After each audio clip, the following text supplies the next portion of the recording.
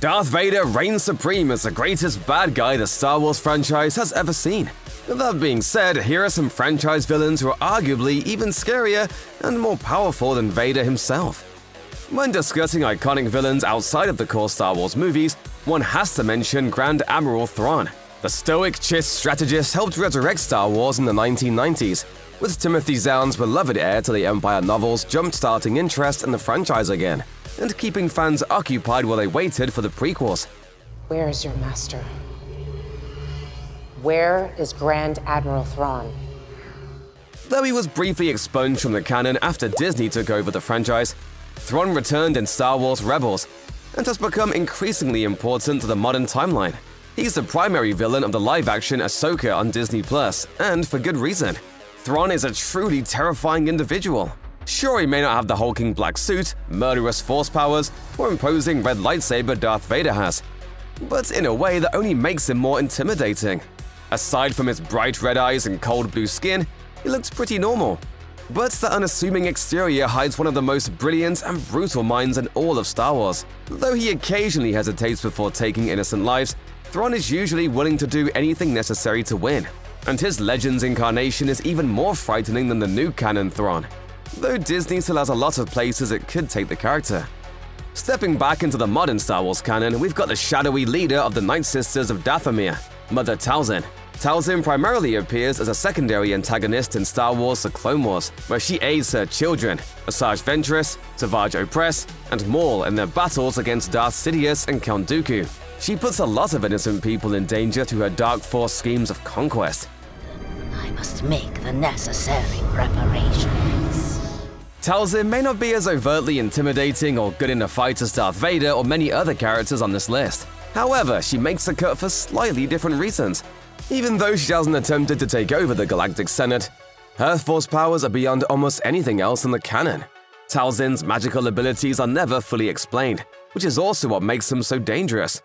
Throughout the Clone Wars, she demonstrates a mastery of the dark arts that allows for full mind control, the ability to cheat death through spiritual means, and the power to turn other life forms into incredibly powerful and violent soldiers. Darth Sidious considers her a direct rival, and he goes out of his way to deal with her in the Clone Wars after her interference in his plans. If you've got Sheev knocking on your front door, you know you're doing something right, or well, wrong. Though villains like Revan and Nihilus may be more famous than the Old Republic foe Darth Malgus, their stories are also more complicated, which is part of their appeal. Malgus, on the other hand, is a villain in every sense of the word. Finally, we have returned.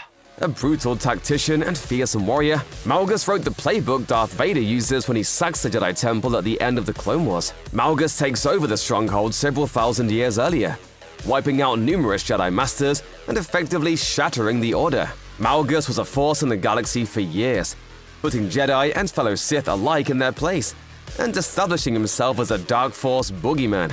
Plus, just look at the guy, he's terrifying. Some of the characters on this list are beings of pure Dark Force energy, leaders of powerful military legions, and ruthless murderers. Dagan Gera is none of those things.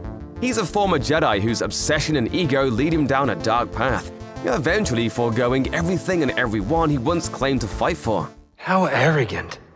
That you would presume to know what drives me? When you first meet Dagan Gera in Star Wars Jedi Survivor, it's not unusual to just feel bad for the guy.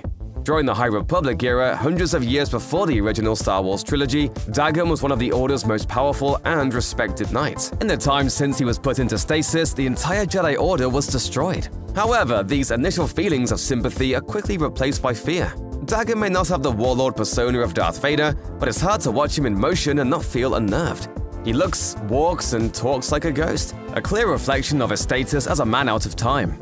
His icy eyes and cold, determined energy are imposing to say the least, and that's without even getting into Dagan's power as a fighter. He pushes Cal Kestis to his limit with only one arm, and his skill at projecting illusions through the Force is beyond anything previously seen in the canon. The dark side is more than just a cool goth aesthetic, but nobody told the Sun that. He's also crazy powerful. As one of the three Force wielders of Mortis, also known simply as the Ones, the Sun is an ancient being of immense power, whose very essence is intrinsically connected to the Force. And while his sister got to be part of the light side, the Sun, through no choice of his own, was stuck with the dark. Oh, simple you make it. Light and dark as if there is one without the other. The Mortis arc of Star Wars: The Clone Wars shows just how terrifying the son can be. Not only is he an incredibly powerful Force user in his own right, capable of high-level combat abilities and full-on transformation into a massive beast, but he can take over the minds of other people and twist them toward the dark. His father suggests that the son escaping from Mortis could doom the entire galaxy. Fortunately, Anakin, Obi-Wan, and Ahsoka Tano managed to stop the son before that happened.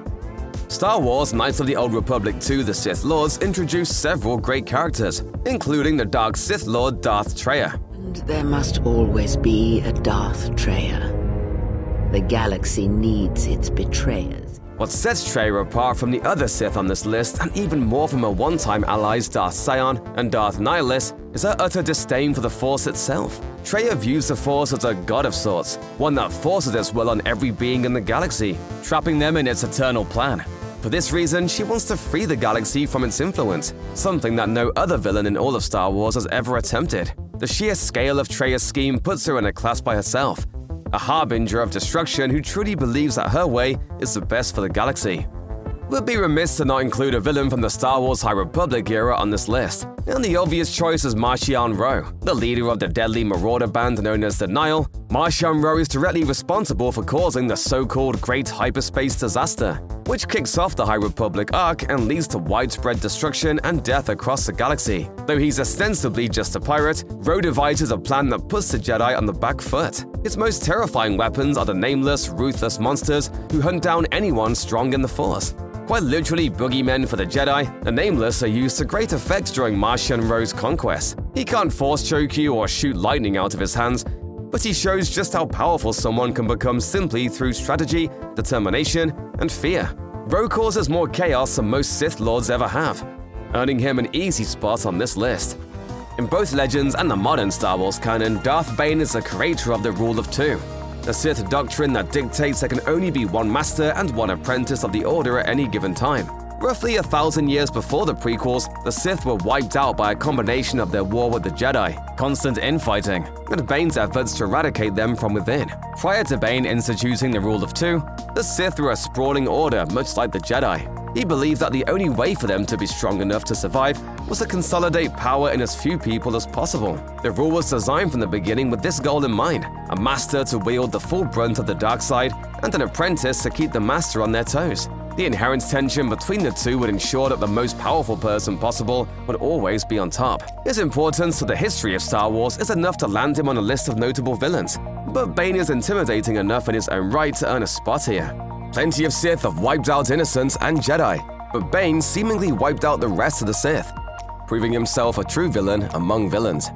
Born Jacen Solo, the son of Han and Leia, Darth Caedus is one of the most famous and powerful villains in the Legends timeline. He fights valiantly in the Yuuzhan Vong War, but never truly recovers from the loss of his younger brother, Anakin Solo, or the torture he suffers during the war. Jacen's fall to the dark side is one of the longest, most fully developed storylines in the entire expanded universe, culminating in a tragic climax. Darth Caedus is downright terrifying and one of the most powerful Force users in all of Star Wars. Few characters are ever able to match him in a lightsaber duel, and even his uncle Luke Skywalker, at the height of his powers, struggles immensely to defeat him. His Force powers are among the most outrageous in the history of the franchise. Caedus learns to ignore all pain, and at one point, even becomes one with the Force while still alive. Darth Krayt certainly isn't the most famous villain from the Star Wars Legends timeline, but in a way he's the most important villain in the entire expanded universe. Krayt's journey starts the way so many Sith stories do, being trained as a Jedi. Under his birth name of Asherad Het, he was a young member of the Order during the prequel era, and fought alongside Anakin Skywalker in the Clone Wars. But it's not until decades later that he becomes a proper player in the story. A series of Sith encounters and brutal clashes with the Yuuzhan Vong lead Krayt down a path to the dark side. He becomes the leader of a secret Sith sect, briefly emerges to help Luke Skywalker defeat Abeloth, and then goes back into hiding.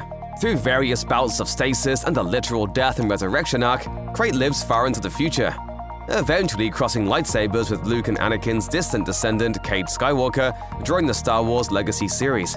Beyond all that, Krayt is a true master of the Force, and one of the main reasons that Jacen Solo turns to the dark side. Even Luke Skywalker comes to fear the so-called Dark Man. It's kind of cheating to put two different characters in the same spot on this list, but there's a good reason for it. To be honest, a Yuuzhan Vong as a whole species could have their own ranking here. In the entirety of Star Wars, there may not be a more horrifying foe. But in the interest of keeping things specific, we're focusing on two particular Yuuzhan Vong, Shimrra Jamaane, the supreme overlord during the Yuuzhan Vong War, and Onimi, who's pulling the strings of the war from the shadows.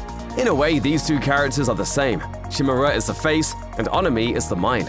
The plan to invade the Star Wars galaxy and assimilate it into the Vong's distorted, biohacked hellscape comes from Onimi, and the many warriors of these zealous conquerors put it into practice. The Yuuzhan Vong War is the single most devastating event in the expanded universe, wiping out countless lives and numerous beloved characters, including Chewbacca and Anakin Solo.